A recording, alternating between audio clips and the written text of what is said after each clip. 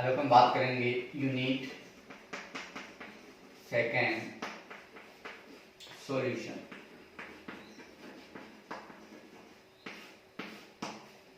Class 12 chemistry unit second solution का एक topic अपन आज देखेंगे जिसका नाम है molarity. Molarity, what is molarity, molarity को कैसे फाइंड करेंगे, इन सब की अपन बात करेंगे। तो देखो मोलरिटी भी लिखेंगे, जैसे फॉर एग्जांपल एक बीकर है अपने पास, उस बीकर में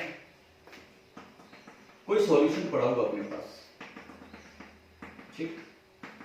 आप जानते हो ना सॉल्यूशन मींस क्या होता है, कितने कंपोनेंट इसके अंदर प्रेजेंट रहते हैं। इस चैप्टर में ओनली बाइनरी सॉल्यूशन की बात करूंगा मैं, ठीक है। सॉल्यूशन मींस क्या होगा, नंबर फर्स्ट एक कंपोनेंट तो इसके अंदर प्रेजेंट रहेगा सॉल्यूट, और जो सेकंड कंपोनेंट है वो क्या प्रेजेंट रहेगा, सॉल्वेंट, राइट। एक तो अपना क्या हो गया सॉल्यूट, और एक इसके अंदर क्या प्रेजेंट रहेगा, सॉल्वेंट। ये दोनों मिलकर क्या बनाते हैं, सॉल्यूशन। तो देखो मोलरिटी की बात करता हूं। मोलरिटी मींस क्या होगा, फॉर एग्जांपल मेरे पास यहाँ पर जो सॉल्यूशन है, ये सॉल्यूशन मेरे पास कितना है अभी 1 लीटर, समझना कितना है 1 लीटर। कितना सॉल्यूशन है 1 लीटर, यानी इसमें सॉल्यूट भी है और सॉल्वेंट भी है। आप सभी को पता है कि सॉल्यूट मींस क्या होता है, माइनर कंपोनेंट, यानी कि लेस अमाउंट के अंदर प्रेजेंट रहता है, और सॉल्वेंट मींस क्या होगा, मेजर कंपोनेंट, यानी हाई अमाउंट के अंदर प्रेजेंट रहेगा। कहां पर, सॉल्यूशन में, ठीक है। तो देखो मोलरिटी कैसे फाइंड करते हैं। अब जब 1 लीटर अपने पास सॉल्यूशन है तो इस सॉल्यूशन में कुछ ना कुछ क्या होगा, सॉल्यूट प्रेजेंट रहेगा इसके अंदर। अब उस सॉल्यूट के कितने नंबर ऑफ मोल्स, कितने नंबर ऑफ मोल्स इस सॉल्यूशन में प्रेजेंट है, यही फाइंड करना अपन को। तो देखो मैं मोलरिटी की डेफिनेशन लिख रहा हूं और उसको समझना, यहां से स्टार्ट कर रहा हूं। The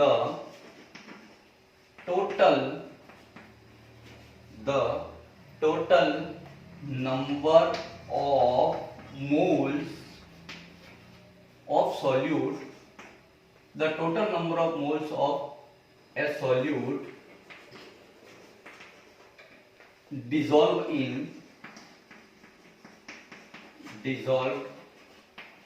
in 1 liter solution, dissolve in 1 liter solution known as the molarity of the solution, molarity of the solution.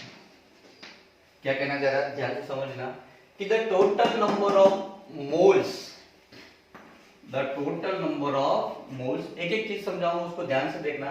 देखो total number of moles of A solute, किसके मोल्स, सॉल्यूट के मोल्स, कहां पर प्रेजेंट है, dissolve है इसके अंदर, इन 1 litre solution, यानी कि इस सॉल्यूशन के अंदर कितने number of moles of solute इसके अंदर प्रेजेंट है, वही फाइंड करना क्या कहलाता है, अपना मोलरिटी कहलाता है, राइट।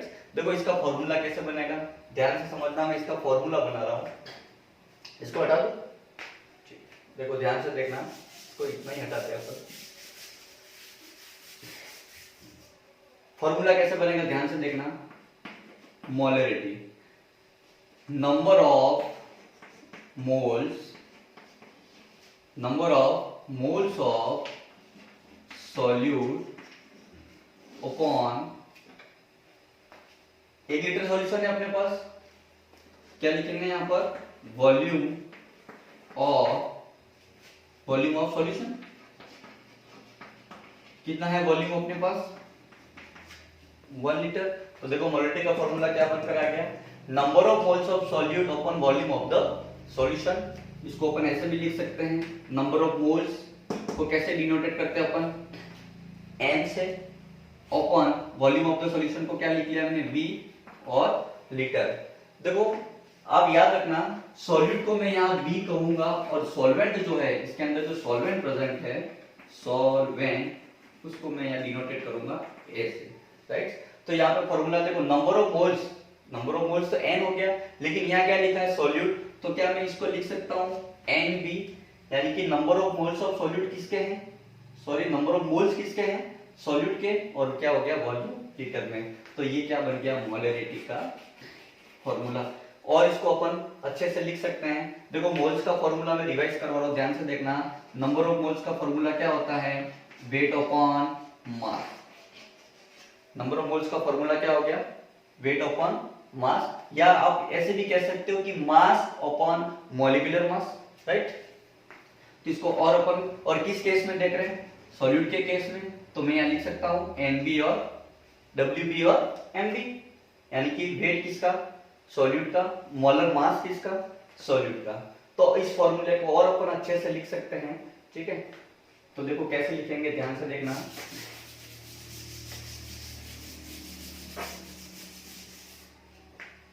मोलरिटी का फॉर्मूला बन गया, NB को मैं ओपन करके लिख रहा हूं, ठीक है, WB अपॉन MB, ठीक है। लीटर में ml में कन्वर्ट कर दो, ऊपर क्या चला जाएगा 1000 इंटू यहाँ पर जो वॉल्यूम है वो किस में कन्वर्ट हो जाएगा, ml के अंदर। तो ये अपने पास जो फॉर्मूला बनकर तैयार हो गया वो किसका फॉर्मूला है, मोलरिटी का। गाइस बहुत ही इंपॉर्टेंट फॉर्मूला है। देखो अब मैं न्यूमेरिकल करके आपको बता रहा हूँ कि कैसे किसी का अपन मोलरिटी फाइंड करते हैं। तो आइए मेरे साथ साथ एक क्वेश्चन लिखिए, फिर इसको अपन सॉल्व करते हैं। लिख लिया होगा आपने, ठीक है। मेरे साथ साथ एक क्वेश्चन लिखो, मैं फॉर्मूला आपको इधर लिख रहा, ठीक है, ताकि आपको आसानी रहेगी समझने की। Molarity is equal to weight किसका, सॉल्यूट का, upon molar mass into V ml। देखो एक क्वेश्चन लिख रहा हूं, उस क्वेश्चन को आपको सॉल्व करना है मेरे साथ साथ ही। क्वेश्चन फर्स्ट समझना, कैलकुलेट, लिखो मेरे साथ साथ, calculate the molarity, calculate the molarity of the solution, calculate the molarity of the solution in which 5 gram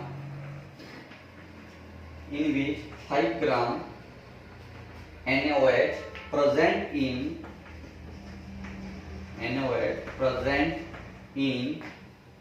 450 ml solution. देखो क्या कह रहा है क्वेश्चन में, ध्यान से देखना। कैलकुलेट द मोलरिटी, आपको क्या फाइंड करना है, मोलरिटी फाइंड करनी है ऑफ द सॉल्यूशन, किसकी, सॉल्यूशन की मोलरिटी फाइंड करनी है। और उसमें क्या क्या दे रखा है, इन विच 5 ग्राम NaOH।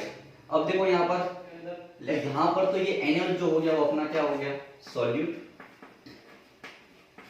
और जो सॉल्यूशन जो पूरा बन रहा है वो क्या हो गया अपना 450 ml, सॉरी सॉल्यूशन पूरा।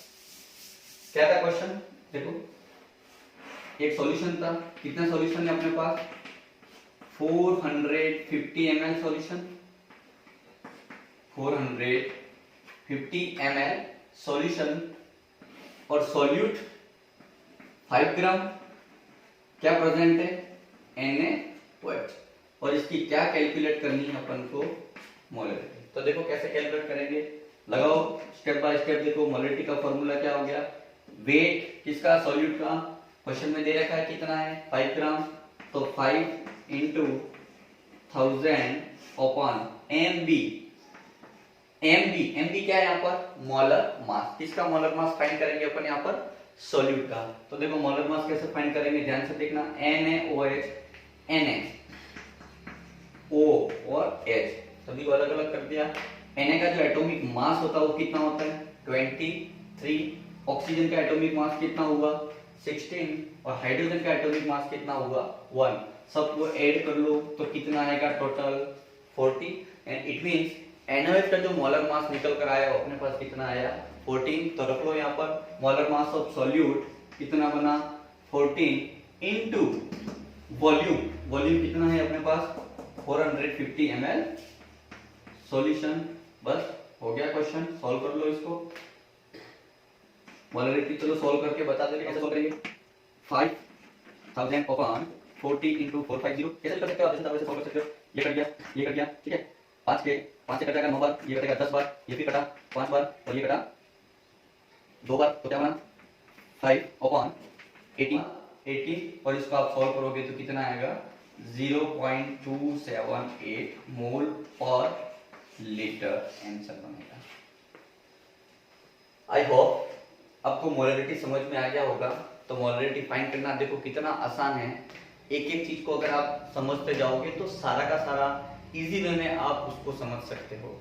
आगे के लिए न्यूमेरिकल में एक दे रहा हूं, आपके खुद के लिए दे रहा हूं। आपको कुछ नहीं करना है, केवल इस 5 ग्राम की जगह आपको करना है 40 ग्राम। और मुझे अपने कमेंट बॉक्स पर आंसर मुझे जरूर देना कि 14 ग्राम लिख लो, क्वेश्चन लिख लो 14 ग्राम NaOH dissolve in 500 ml solution.